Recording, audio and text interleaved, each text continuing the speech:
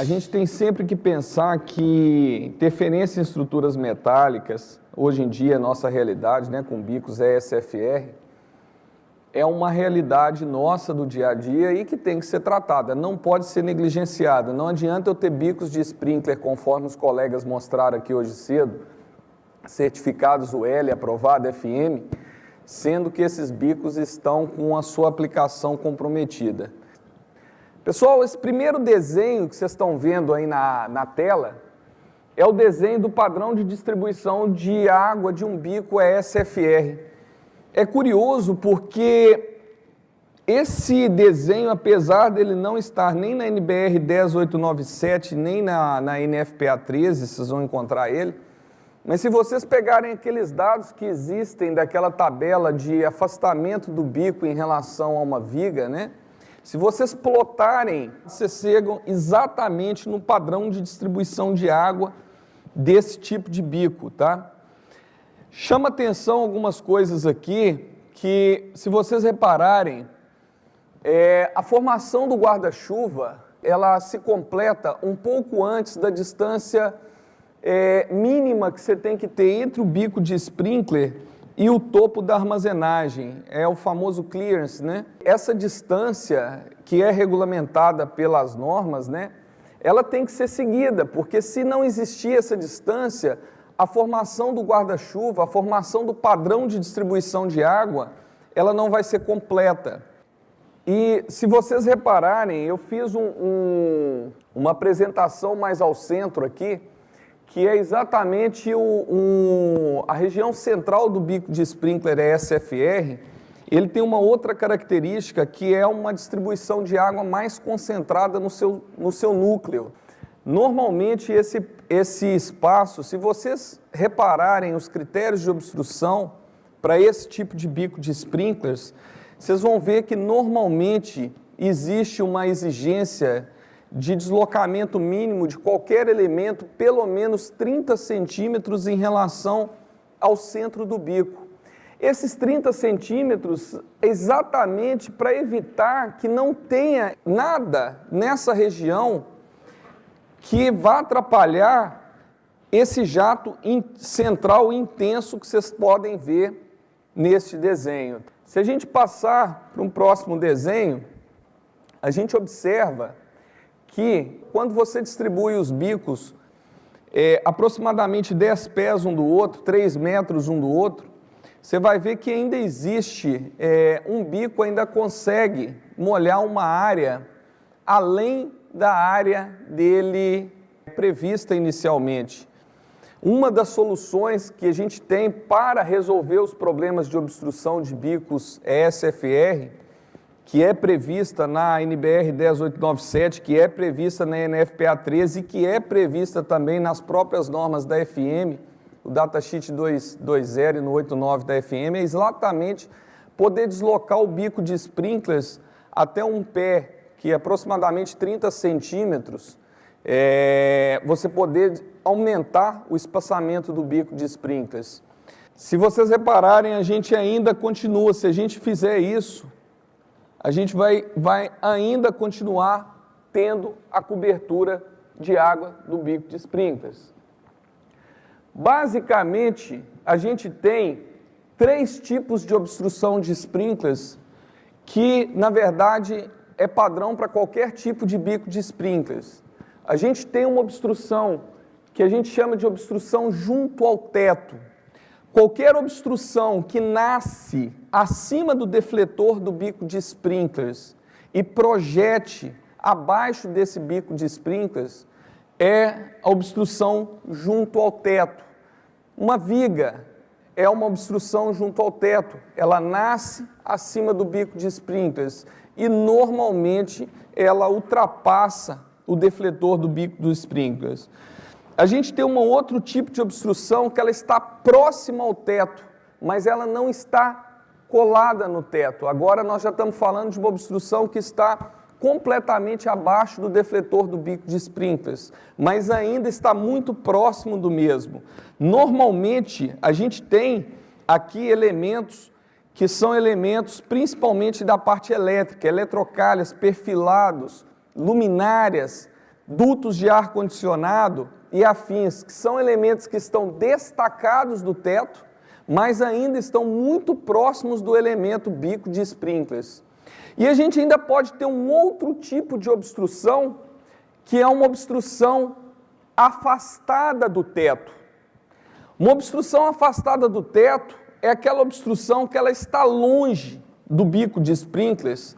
Quando ela existe, o bico de sprinklers, ele já formou o padrão de descarga. Uma vez que ele formou o padrão de descarga, a sombra que vai existir no piso é exatamente coerente com o tamanho do objeto.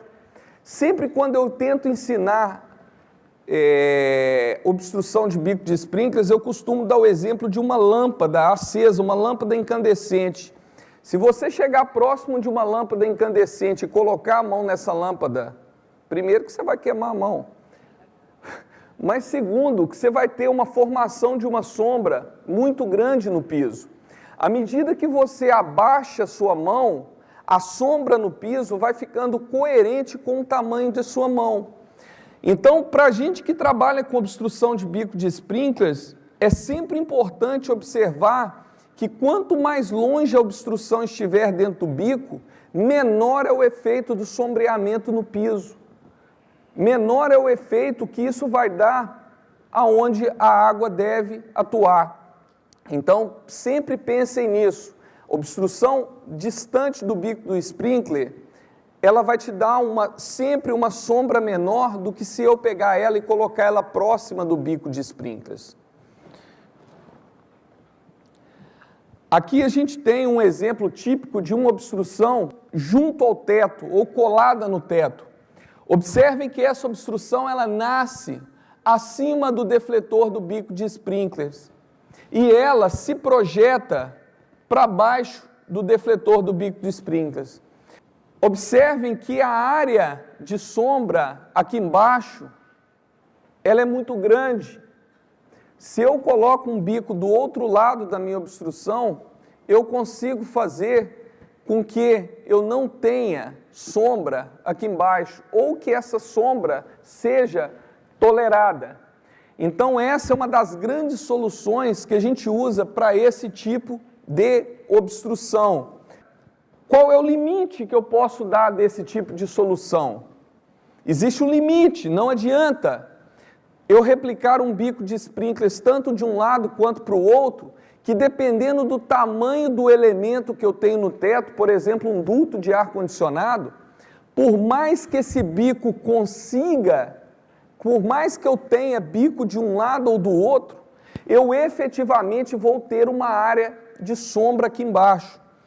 É muito importante ressaltar que os critérios que a gente tem para esse tipo de solução, ele traz sempre o afastamento do bico do sprinkler em relação à obstrução. Esse afastamento é exatamente para evitar que a obstrução fique no caminho da formação do guarda-chuva. Uma vez que esse guarda-chuva não é interrompido, em princípio eu não tenho uma obstrução. Então, outra solução, conforme eu disse, é a colocação do bico de sprinklers do outro lado, desde que o elemento não seja muito largo. Uma obstrução próxima ao teto, mas que não está colada no teto. Exemplo, olha aqui um duto de ar-condicionado que está abaixo do defletor de sprinklers, mas ele não está colado no teto, então ele não interrompe efetivamente por completo a distribuição do padrão de guarda-chuva, mas eu ainda tenho uma área de sombra aqui embaixo. E se eu tiver um pequeno elemento bem próximo do meu bico de sprinklers, no meio do meu bico de sprinklers, eu tenho um perfilado de 5 centímetros de largura. Qual que é o efeito desse perfilado de 5 centímetros de largura bem abaixo do meu bico SFR? Então aqui está um exemplo de um pequeno perfilado. Qual que é a consequência ele estando muito próximo do bico de sprinkler? E se eu afastar essa obstrução, conforme eu disse para vocês, é o caso da lâmpada. Uma coisa é eu estar com a mão próxima à lâmpada. Agora, e se eu abaixar a minha mão? Qual que é a consequência disso? Aquele mesmo duto que antes dava essa sombra, a partir do momento que eu desloco ele verticalmente, ele passa a dar essa sombra aqui embaixo. Ou seja, se eu desloco esse elemento abaixo do meu padrão de formação de descarga, o efeito da obstrução, o efeito do sombreamento no piso vai ser muito menor. A mesma coisa o meu perfilado de 5 centímetros de largura, aquele pequeno perfilado que alimenta a minha luminária que está no teto do galpão. Se eu consigo instalar ele abaixo de determinado valor, eu consigo com que a formação do padrão de descarga já esteja completa e que a sombra no piso seja muito próximo da largura do próprio elemento. A gente tem basicamente as obstruções destacadas do teto, a gente pode classificar ela com 2 tipos. Uma é obstrução contínua e a outra é obstrução descontínua. Pessoal, obstrução contínua é qualquer elemento que obstrui mais de um bico de sprinklers. Ela não precisa de ser contínua de fora a fora num galpão, de fora a fora num teto, para ser contínuo. Ser contínuo é obstruir mais do que um bico de sprinklers. E obstrução descontínua é qualquer elemento que obstrui apenas um bico de sprinklers. Nessa animação vocês podem observar um ramal de sprinklers instalados na lateral de uma viga. Observe que a área de sombra aqui embaixo é contínua. Eu tenho uma imensidão de sombra formada continuamente, porque o meu elemento obstrui mais do que um bico de sprinklers. No próximo slide, eu mostro uma obstrução descontínua. Eu tenho nesse exemplo 3 bicos de sprinklers obstruídos por 3 luminárias.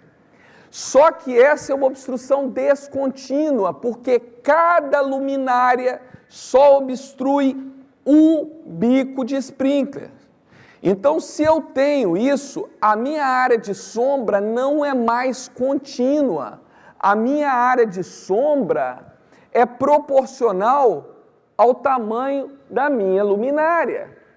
Logicamente, os critérios têm que ser diferentes. Os critérios de contínua e descontínua têm que ser diferentes. Vocês concordam comigo que essa situação é muito pior do que essa? Claro! Então, vamos tratar agora cada tipo de obstrução.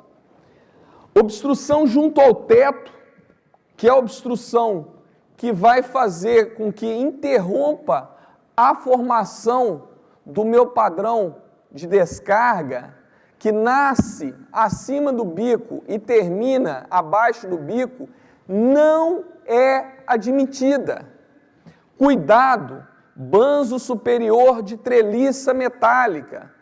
Você olha para a treliça e fala assim, não existe obstrução, isso é uma treliça metálica aberta, só que ela tem um banzo superior, ela tem um elemento contínuo superior, que vai te dar uma área de sombra no piso gigante. A solução de colocação de bicos em ambos os lados é permitida se a largura do elemento for menor do que 600 milímetros.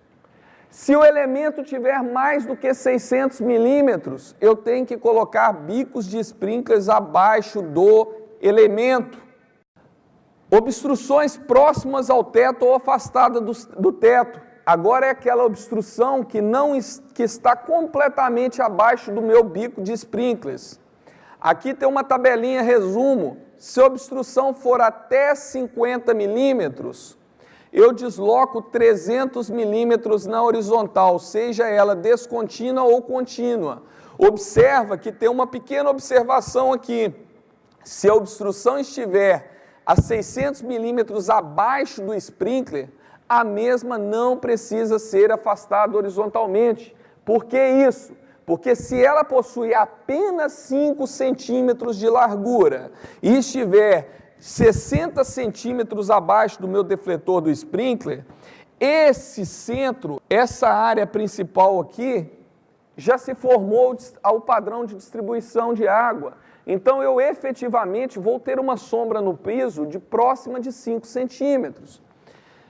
Essa lógica vale para todos os outros. Observe que a única diferença entre o contínuo e o descontínuo está em elementos acima de 300 milímetros. Até 300 milímetros eles têm as mesmas regras.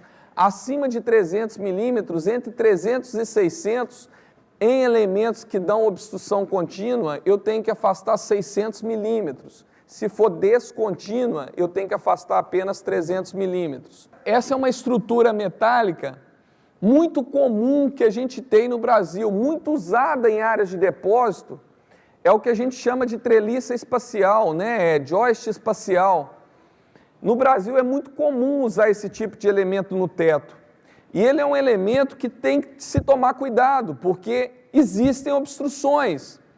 Normalmente, as obstruções desse tipo de estrutura, elas ficam por conta das diagonais laterais, que são essas peças aqui, que são obstruções descontínuas, e o banzo inferior dessa estrutura, que é uma obstrução contínua. Aqui uma outra foto. Observe que o ramal do sprinkler está passando exatamente no nó da estrutura metálica. Esses elementos, que são as diagonais laterais, são obstruções descontínuas. E esse elemento central, que é o banzo inferior, é uma obstrução contínua. Aqui temos exemplos, uma foto de um sprinkler mais obstruído impossível. Observe que o bico de sprinkler, a tubulação teve que ser, inclusive, tirada do prumo, porque senão não tinha como enroscar o bico de sprinkler. Aqui a gente tem uma outra obstrução, que é a obstrução formada pelo contraventamento desse tipo de estrutura. Muitas vezes o colega se preocupa com a obstrução das diagonais laterais, mas ele esquece que nas extremidades do galpão existem os contraventamentos, e esses contraventamentos podem obstruir o bico de sprinkler. Uma sugestão, antes de fazer a montagem de toda a estrutura, monte um ramal padrão e verifique se o mesmo está obstruído ou não. Observe nessa foto, foi feito um círculo, né, de raio de 30 centímetros para verificação, centralizando ele no bico, para verificação se algum elemento da estrutura vai bater na guia, que foi feita aí de 30 centímetros de raio. Estrutura metálicas tipo joist espacial, atentar para diagonais laterais, são obstruções descontínuas. Em geral, tem menos de 50 milímetros de largura. Afastar 30 centímetros dos bicos de sprinklers. Toda vez que você colocar o bico de sprinkler no nó da estrutura, você vai ter uma certa facilidade de fazer isso. Se você colocar o ramal fora do nó, você vai ter muita dificuldade para atender isso. Banzo inferior é uma obstrução contínua. Em geral, tem entre 15 e 25 centímetros de largura. Afastar 30 centímetros dos bicos. Viga de alma cheia, obstrução junto ao teto. Afastar ou colocar sprinklers dos dois lados. Travamentos, né? Contraventamentos. Obstrução contínua ou descontínua. Afastar os bicos em 30 centímetros. Aqui é um exemplo de um detalhamento que a gente costuma fazer em projeto no escritório. Exatamente, a gente pede para o fabricante de estrutura metálica nos dar uma vista em escala real da joist metálica. Aqui está um corte e a gente posiciona esse bico de sprinklers e começa a analisar dentro de um raio de 30 centímetros até o quanto eu consigo entrar com o meu bico para dentro da estrutura sem que o mesmo fique obstruído pelas diagonais laterais ou fique obstruído pelo banzo inferior. Estrutura metálica do tipo treliça plana. Essa é a estrutura queridinha, todo mundo gosta de trabalhar com esse tipo de estrutura. Observe que esse exemplo aí, o bico de sprinkler, está exatamente dentro da estrutura metálica, completamente obstruído. O fato da estrutura de treliça plana facilitar a instalação do meu sistema de sprinkler não quer dizer que eu posso fazer a instalação de qualquer maneira. Aqui uma outra foto, também está difícil de enxergar porque está um pouco escuro, mas aqui está a saída para a instalação do bico de sprinkler. Mais uma vez, a saída teve que ser deslocada um pouco para o lado, porque senão não tinha como enroscar o bico de sprinkler. Chega a ser um absurdo. A pessoa que faz isso, ela está completamente negligenciando qualquer critério de obstrução. Os ramais de bicos de sprinklers estão paralelos às terças que seguram as telhas. As terças são elementos que são junto ao teto, que se nascem acima do bico de sprinkler e se projeta para baixo do bico de sprinkler. A gente tem obstrução aqui que só é resolvida afastando o bico de sprinkler ou colocando o bico de sprinkler do outro lado da terça, que se torna inviável.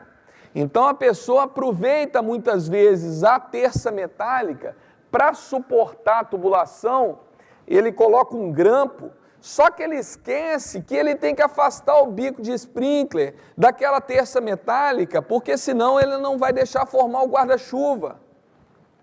Atenção para, se os ramais forem perpendiculares às terças, o banzo superior da treliça é uma obstrução junto ao teto, tem que afastar no mínimo 30 centímetros, porque ele é uma obstrução contínua.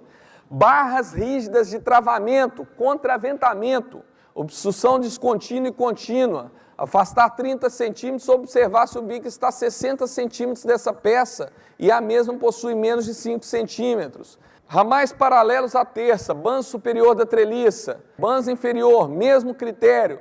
Única coisa de diferente, terça Z ou C, obstrução junto ao teto, afastar. Estrutura metálica de treliça plana sem terça. Pessoal, isso aqui são os mesmos requisitos anteriores. Só chama atenção que esse tipo de estrutura, a gente tem os contraventamentos dela nas próprias treliças. Cuidado, são obstruções descontínuas. Aqui uma foto de dentro da treliça. Mesmos requisitos para treliças planas, cuidados especiais devem ser tomados contra os travamentos diagonais. Para finalizar, não basta escolher o equipamento adequado, deve-se aplicar o mesmo adequadamente, tá? Uma boa engenharia está associada a uma compatibilização completa entre todas as disciplinas de projeto para que o produto final atenda às necessidades. Pessoal, é muito difícil dar alguma coisa técnica num tempo muito curto, mas eu espero que a mensagem tenha sido dada e que efetivamente vocês tenham absorvido alguma coisa disso aí. Obrigado.